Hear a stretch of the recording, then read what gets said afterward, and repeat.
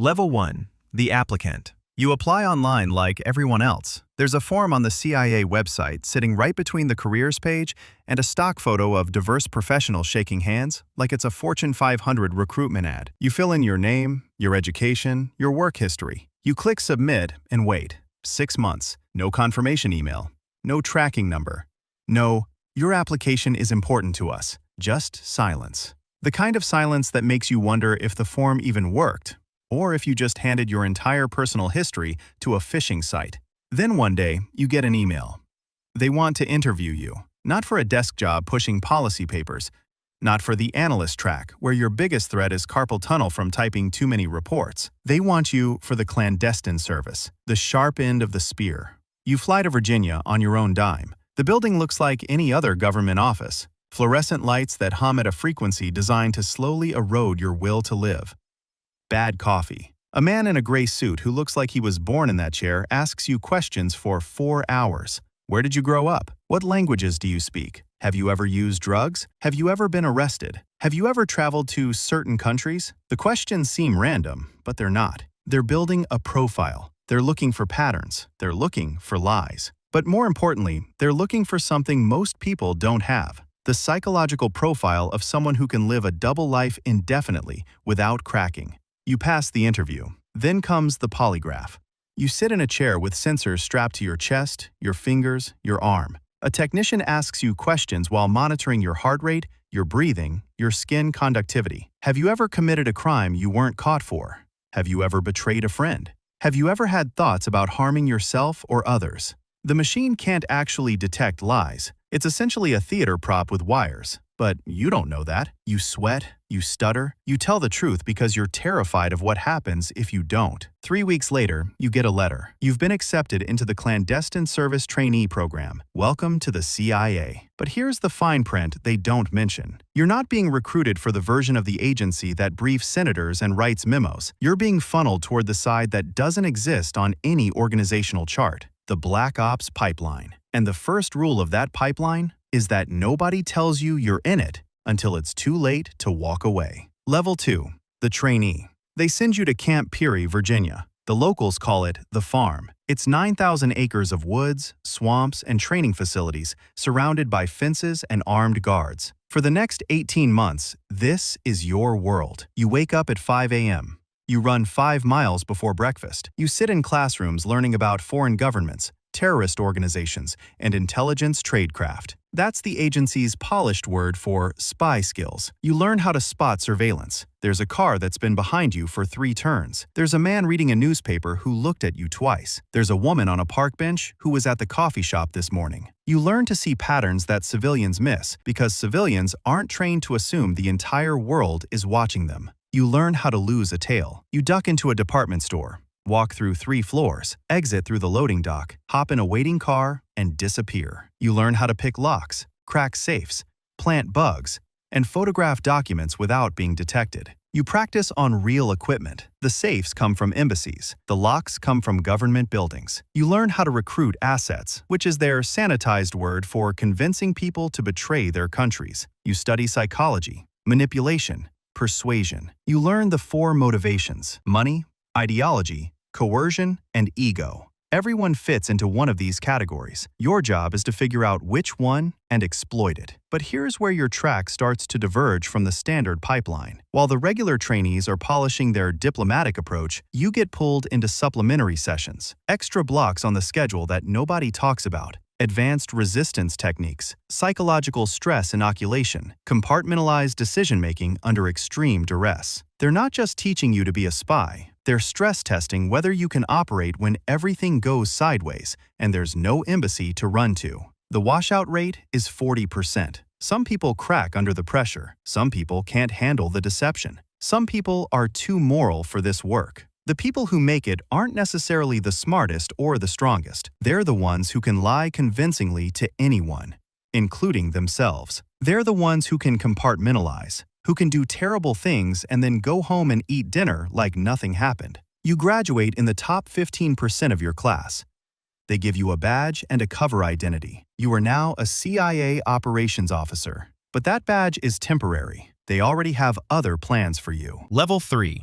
The case officer. Your first posting is an embassy in Eastern Europe, a former Soviet bloc country still figuring out whether it's going to be an ally or an adversary. Officially, you're a political attaché. Your name is on a diplomatic list. You have an office in the embassy with a view of a parking lot. You attend diplomatic functions in uncomfortable suits, making small talk with people you're secretly evaluating as potential targets. You shake hands with local officials and remember everything they say, every detail. The wife's name, the daughter's school, the gambling habit they think nobody knows about. Unofficially, you're a spy. Your real job is to recruit assets. An asset is anyone who has access to information you want. A government official who attends cabinet meetings. A military officer who knows troop deployments. A scientist working on weapons programs. A businessman who travels to places Americans can't go. A secretary who handles classified documents. Anyone with access is a potential target. You identify them. You study their habits, their weaknesses, their vulnerabilities. Does he have money problems? Does she have a sick child who needs expensive treatment? Is he ideologically sympathetic to American values? Is she angry at her government for some personal slight? Everyone has a pressure point. Your job is to find it and press it. Your first recruitment takes 8 months. He's a mid-level bureaucrat in the foreign ministry. He has access to diplomatic cables. He has gambling debts. You approach him at a casino. You buy him drinks. You become his friend. You loan him money to cover his losses. Then you loan him more. Then more. By the time he realizes what's happening, he owes you $50,000. You don't ask him to betray his country. That language would trigger every alarm in his brain. You ask him to share some documents. Just a few. Nothing important, just enough to pay off his debt. He agrees because he has no choice. You now have an asset inside the foreign ministry. You file a report, your supervisors are pleased, but you're already bored. The diplomatic cover is a safety net, and safety nets are for people who plan on falling. You want to operate without one. Level 4. The NOC. Most CIA officers work under official cover. They're diplomats or military attachés or trade representatives. They have badges. They have offices in the embassy. If they get caught doing something they shouldn't, they have diplomatic immunity. They get expelled from the country. It's embarrassing, but not dangerous. Their families are safe. Their careers continue. You're offered something different, non-official cover, NOC, pronounced NOC. It's the most dangerous assignment in the intelligence community. You won't have diplomatic protection. You won't have an embassy to run to. You won't have a badge or a government ID or anything connecting you to the United States government. If you get caught, you're on your own. The CIA will deny you exist. The State Department will deny you exist. The President will deny you exist. You'll be prosecuted under local laws. In some countries, that means prison. In others, it means torture. In a few, it means a bullet in the back of the head and an unmarked grave that nobody will ever visit because nobody will ever know you're in it. The pay is better. The mission is more important. The risks are astronomical. You say yes because you didn't get into this business to be safe. They build you a legend. That's their word for a fake identity. You're now a businessman. You work for a consulting firm that doesn't actually do any consulting. It's a CIA front company with real offices, real employees, and real clients. None of them know who you really are. You travel to countries where America officially has no intelligence presence. You meet people the embassy can't meet. You recruit assets the diplomatic service could never approach. You live your cover 24 hours a day. Your neighbors think you're a management consultant. Your girlfriend thinks you travel for work. Your parents think you quit the government years ago. The only people who know the truth are your handlers back at Langley, and you haven't seen them in person in 2 years. All communication goes through dead drops and encrypted messages. You are completely alone. And that loneliness isn't a side effect, it's a job requirement. Because in NOC work, the moment you need someone is the moment you become a liability. You operate in denied areas. Countries where the host government would happily put you in a hole forever if they found out who you actually work for. You develop assets in military intelligence, in nuclear programs, in ministries that control the kind of information that changes geopolitical equations. One asset you recruit provides the location of a covert weapons facility that satellite imagery couldn't find because it was built inside a mountain. That single piece of intelligence reshapes an entire national security briefing. Nobody will ever know your name was attached to it. That's the deal. The wins are invisible. The losses are fatal. Level 5. The paramilitary officer. They pull you out of NOC work after your cover is almost blown in Beirut. A local intelligence service got suspicious. They started following you. They photographed you meeting with an asset. You spotted the surveillance and aborted, but it was close.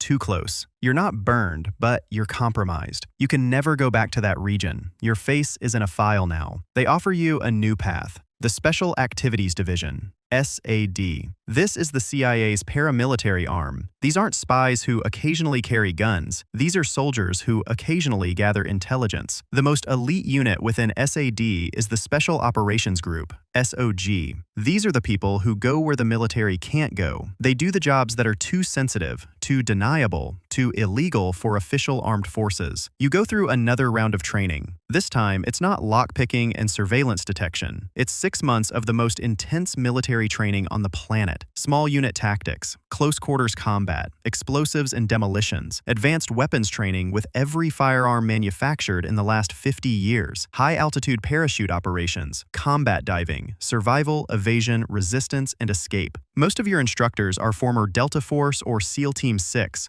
The best of the best, now drawing agency paychecks. They don't care about your recruitment skills. They care about whether you can kick down a door and clear a room without getting your team killed. Your first mission is in Afghanistan. You're part of a team hunting high-value targets, Al-Qaeda leadership, Taliban commanders, bomb makers who have killed American soldiers. You spend 3 months living in a mud compound in the mountains, eating local food, growing a beard, wearing local clothes. You work with Afghan militia fighters who may or may not be trustworthy. Some of them fought with the Mujahideen against the Soviets. Some of them fought with the Taliban before switching sides. Loyalties are fluid. Money talks. You never know who might sell your position for a bigger payout from the other side. You call in drone strikes on compounds where terrorists are hiding. You watch through binoculars as Hellfire missiles turn buildings into craters. Sometimes the intelligence is good. The target is there. Bad people die. Sometimes the intelligence is wrong. The target isn't there. Other people die. Women. Children, people who were just in the wrong place at the wrong time because someone fed you bad coordinates. You file the report. You classify the outcome. You don't sleep well, but you sleep enough to function. You can't afford to do otherwise. You have another mission tomorrow. You're awarded a medal that doesn't exist for a mission that never happened in a country where you were never officially present. Your family will never know what you did or why you sometimes flinch at loud noises in suburban restaurants. Level 6. The Team Leader. After 5 years in SAD, you're promoted to Team Leader. You run your own unit now. 8 operators, 4 paramilitary officers like yourself, career CIA, 4 contractors who used to be Special Operations Forces. They make 3 times your salary, but you make the decisions. You're responsible for the mission. You're responsible for their lives. And that weight isn't abstract. It's the specific weight of specific names, people with families who trust you to bring them home breathing. Your team deploys to a country that's technically not a war zone, doing operations that technically don't happen. The targets are high value. The intelligence is better than it used to be, but still imperfect. The stakes are absolute. You plan an operation to extract a defector from a hostile intelligence service. This man has the encryption keys to an entire military communication network. Getting him out changes the balance of power in a region. The extraction window is 45 minutes. The approach is through a city where the local security services have checkpoints every 6 blocks. You memorize the route. You memorize the backup route. You memorize the backup to the backup. You brief your team and watch their eyes for doubt. There's none. They trust you. That trust is the most terrifying thing you've ever carried. The extraction goes clean. The defector is on a plane before the host government realizes he's missing. You get a secure message from Langley. 2 words, well done. No medal, no ceremony, no record. Just 2 words on a screen that disappears after you read it. But not every operation goes clean. In Libya, during the Civil War, your team is hunting chemical weapons, mustard gas and sarin that could kill hundreds of thousands if they reach the wrong hands. You spend 6 weeks in Tripoli while the city burns around you. You operate at night. You sleep 2 hours at a time in safe houses that change every 48 hours. You raid weapons depots in the middle of the night, kicking in doors, never knowing if you'll find empty rooms or armed guards. You find 3 caches of mustard gas that the official report said didn't exist. 15 tons of death. You destroy them in place because there's no safe way to transport them. You rig explosives and incinerate everything. On your last night in country, your convoy is ambushed. One of your men is killed. 2 are wounded. You carry one of them half a mile to the extraction point while bullets snap past your head. The helicopter arrives. You get out. The mission is classified as a success. You write letters to the families of the dead and wounded. The letters are lies. You can't tell them what really happened. You can't tell them that their husband died incinerating weapons that the government told the public didn't exist. You can't tell anyone. The weight of those lies is heavier than any body you've ever carried. Level 7. The Black Site Commander. This is where the career path takes a turn that no recruitment brochure will ever mention. They need someone to run a facility that doesn't exist, a black site. It's in a country that will deny it's there. The host government has been paid off. The local security services provide perimeter protection and ask no questions because the wire transfers ensure they never have to. The facility itself is unremarkable from the outside. A warehouse, a former factory, an abandoned military installation. Inside, there are cells. There are interrogation rooms. There are medical facilities designed not to heal the prisoners, but to keep them alive long enough to keep talking. The prisoners are high-value detainees, terrorist leaders, bomb makers, financiers, couriers who know where the networks operate. They were captured in raids across a dozen countries. They were never formally arrested. They never appeared before a judge. They have no lawyers. They have no rights. They have no official existence. As far as the world knows, they vanished. Your job is to extract intelligence from them. The techniques you use are classified. Enhanced interrogation. That's the official term. Sleep deprivation, stress positions, temperature manipulation, waterboarding. Some of these techniques were legal when you started using them. Some of them were made legal retroactively by Justice Department memos written by lawyers who've never been in a room with someone who knows where the next attack is coming from. You tell yourself it's necessary. You tell yourself the information saves lives. You tell yourself the people in those cells would kill millions of Americans if they had the chance. Some nights you believe it. Some nights you lie awake staring at a concrete ceiling, wondering if you're still one of the good guys or if that category even exists in this line of work.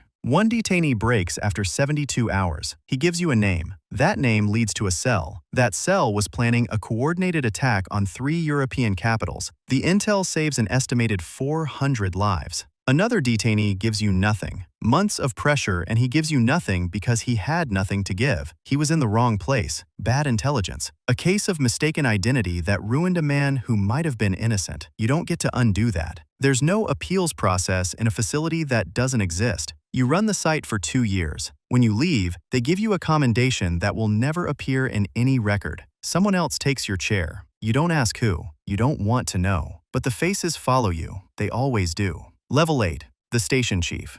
You've been in the field for 15 years. Your body is a catalog of damage. A shoulder that dislocates if you move it wrong from that fall in Afghanistan. Knees that ache every morning from too many parachute landings. Ringing in your ears that never goes away from too many explosions too close. You're 42 years old and you feel 60. The doctors tell you that you can't do field work anymore. Too many concussions, too much cumulative damage. They offer you a desk job, but not just any desk job. Chief of Station, COS. You're now the senior CIA officer in an entire country. This is one of the most powerful positions in the intelligence community. Every operation, every asset, every piece of intelligence flows through you. You manage 40 officers, case officers, reports officers, technical specialists, security personnel. You manage hundreds of local assets, agents who report to your officers, informants who provide tips, access agents who can get into places you can't. You meet with the ambassador every morning to coordinate with the diplomatic mission.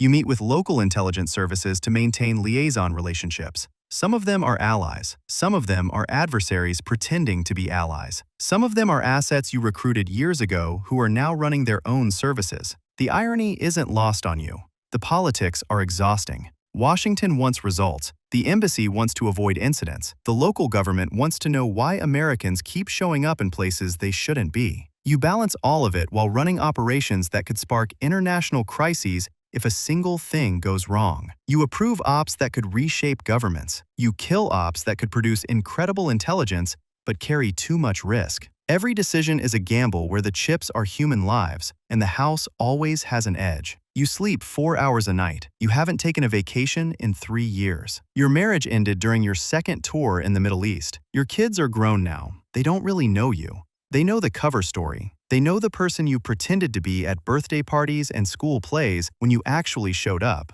which wasn't often. The station runs on your decisions, and the hardest part isn't making the right call, it's living with the wrong ones. Level 9. The Division Director. You're back at Langley now, headquarters. The building you first entered 25 years ago as a nervous applicant with sweaty palms and a cheap suit. Now you walk past the memorial wall with 139 stars for officers who died in service. You know some of those stars by name. Some of them died on operations you planned. You run an entire division of the National Clandestine Service. Maybe it's the Near East Division, covering the Middle East. Maybe it's the Special Activities Center, overseeing all paramilitary operations. Maybe it's the Counterterrorism Center, hunting the people who want to kill Americans. Hundreds of officers report to you. Thousands of assets worldwide feed information into your systems. Billions of dollars in black budget funding flow through your accounts. Money that doesn't appear in any congressional report. Money that officially doesn't exist. You brief the president on covert operations. You sit in the Situation Room at the table with the Secretary of Defense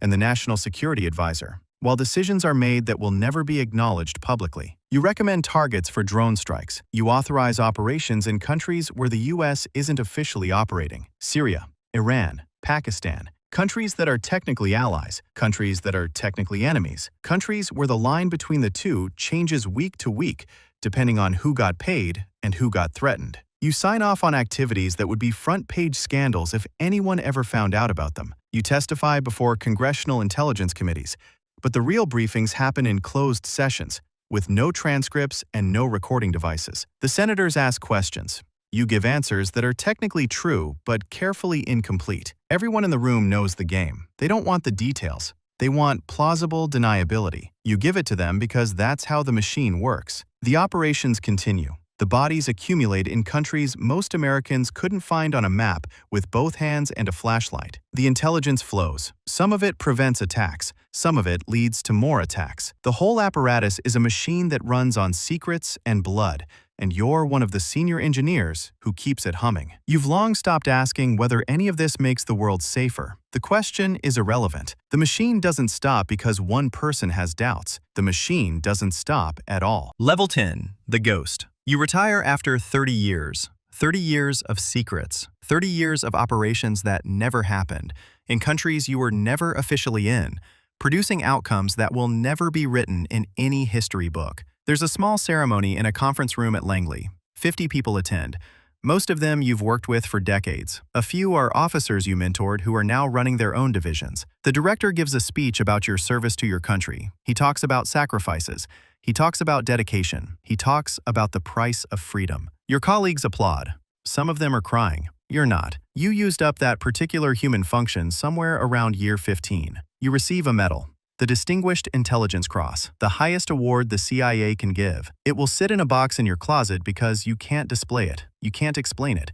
You can't tell anyone what you did to earn it. You sign more non-disclosure agreements. You're reminded that everything you did, everything you saw, everything you know is classified for the rest of your life. Break that silence, and the same apparatus you built will turn its attention toward you. You move to a house in Virginia, far from the city. You don't have many friends. The people you worked with are scattered around the world or dead. The people you knew before the agency are strangers now. You can't tell them where you've been for 30 years. You can't explain the scars that crisscross your body like a roadmap of classified operations. You can't explain why you wake up at 3 a.m. and walk the perimeter of your property, checking for threats that aren't there. Your pension is generous. Your healthcare is excellent. The government takes care of its own, at least financially. The psychological care is a different story. But you're alone with your memories. The assets you recruited who were caught and executed because a politician leaked their names during a committee hearing. The operations that went wrong. The people you interrogated. The people you killed. The people who died because your intelligence was good. The people who died because it wasn't. None of it officially happened. None of it will ever be acknowledged.